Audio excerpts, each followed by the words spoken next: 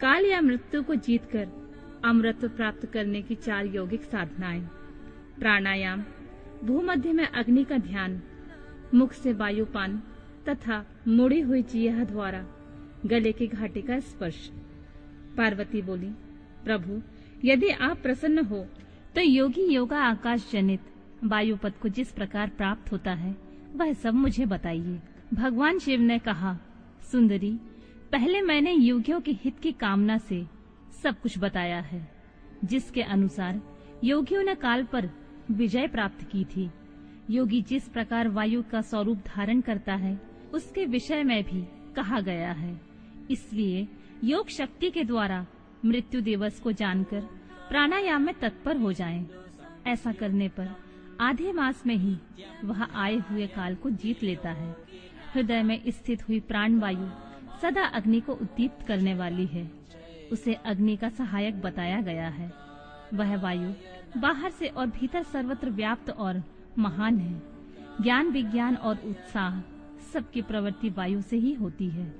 जिसने यहाँ वायु को जीत लिया उसने इस संपूर्ण जगत पर विजय पाली है।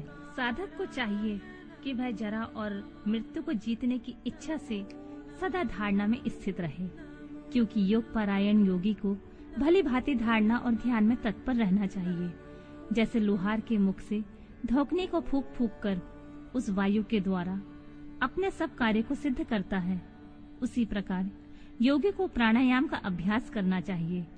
प्राणायाम के समय जिनका ध्यान किया जाता है वे आराध्य देव परमेश्वर सहस्त्र मस्तक, नेत्र, पैर और हाथों से युक्त हैं तथा समस्त ग्रंथियों को आवृत करके उनसे भी 10 अंगुल आगे स्थित हैं।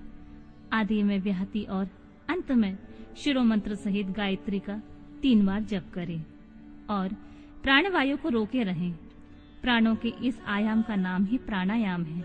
चंद्रमा और सूर्य आदि ग्रह जा जाकर लौट आते हैं, परंतु प्राणायाम पूर्वक ध्यान परायण योगी जाने पर आज तक नहीं लौटे हैं, अर्थात मुक्त हो गए हैं। देवी, जो द्विज 100 वर्षों तक तपस्या करके कुशों के अग्रभाग से एक बूंद जल पीता है, वह जिस फल को पाता है वही ब्राह्मणों को एकमात्र धारणा अथवा प्राणायाम के द्वारा मिल जाता है। जो द्विज सवेरे उठकर एक प्राणायाम करता है वह अपने संपूर्ण पाप को शीघ्र ही नष्ट कर देता है और ब्रह्मलोक को जाता है।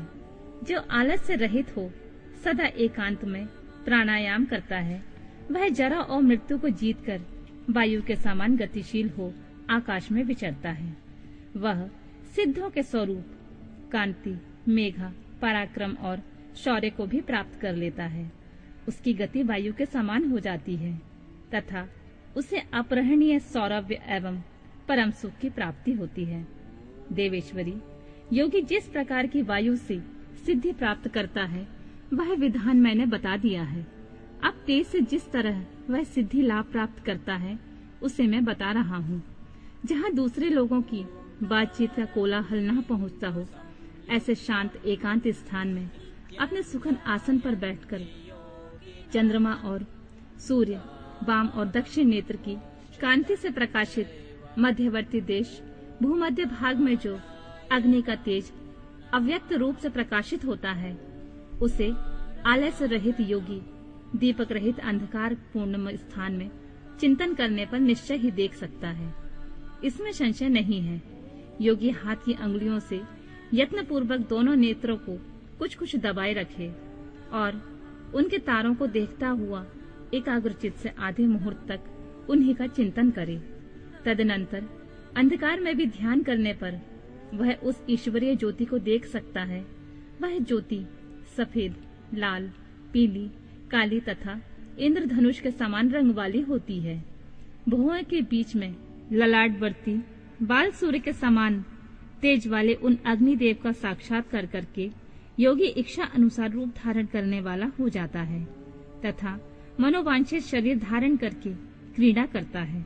वह योगी कारण तत्व को शांत करके उसमें आविष्ट होना, दूसरों के शरीर में प्रवेश करना, अणिमा आदि गुणों को पार लेना, मन से ही सब कुछ देखना, दूर की बातों को सुनना और जानना, अदृश्य हो जाना बहुत से रूप धारण कर लेना तथा आकाश में विचरना इत्यादि सिद्धियों को निरंतर अभ्यास के प्रभाव से प्राप्त कर लेता है। जो अंधकार से परे और सूर्य के समान तेजस्वी है, उसे इस महान ज्योतिर्मय पुरुष को भी मैं जानता हूँ। उन्हीं को जानकर मनुष्य काल या मृत्यु को लांघ जाता है। मोक्ष के लिए इसके सिवा कोई दूसरा मार्ग नहीं है। देवी, इस प्रकार मैंने तुमसे तेजस्व तत्व के चिंतन की उत्तम विधि का वर्णन किया है, जिससे योगी काल पर विजय पाकर अमृत को प्राप्त कर लेता है। देवी, अब पुनः दूसरा श्रेष्ठ उपाय बताता हूँ, जिससे मनुष्य की मृत्यु नहीं होती है। देवी, ध्यान करने वाले योगियों की चौथी गति साधना बताई जाती है। योगी अपने चित्त को वश में करके यथा योग्य स्थान में सुखद आसन पर बैठे। वह शरीर को ऊंचा करके अंजलि बांधकर चौच की सी आकृति वाले मुख के द्वारा धीरे धीरे वायु का पान करे। ऐसा करने से क्षण भर में तालू के भीतर स्थित जीवनदायी जल की बूंदें टपकने लगती हैं। उन बूंदों को वायु के द्वारा लेकर सूंघे। जब शीतल जल अमृत स्वरूप है, जो योगी प्रतिदिन उसे पीता है, वह कभी मृत्यु के अधीन नहीं होता है। उसे भूख प्यास नहीं लगती। उसका शरीर दिव्य और तेज महान हो जाता है। वह बल से हाथी और वेग से घोड़े की समानता करता है। उसकी दृष्टि गरुड़ के समान तेज हो जाती है और उसे दूर की भी बातें सुनाई देने लगती हैं। उसके केश काले काले और घुंघराले हो जाते हैं। वह अंग कांति गंधर्व और विद्याधरों की समानता करती है। वह मनुष्य देवताओं के वर्ष से 100 वर्षों तक जीवित रहता है तथा अपनी उत्तम बुद्धि के द्वारा बृहस्पति के तुल्य हो जाता है। उसमें इच्छा अनुसार विचरने की शक्ति आ जाती है।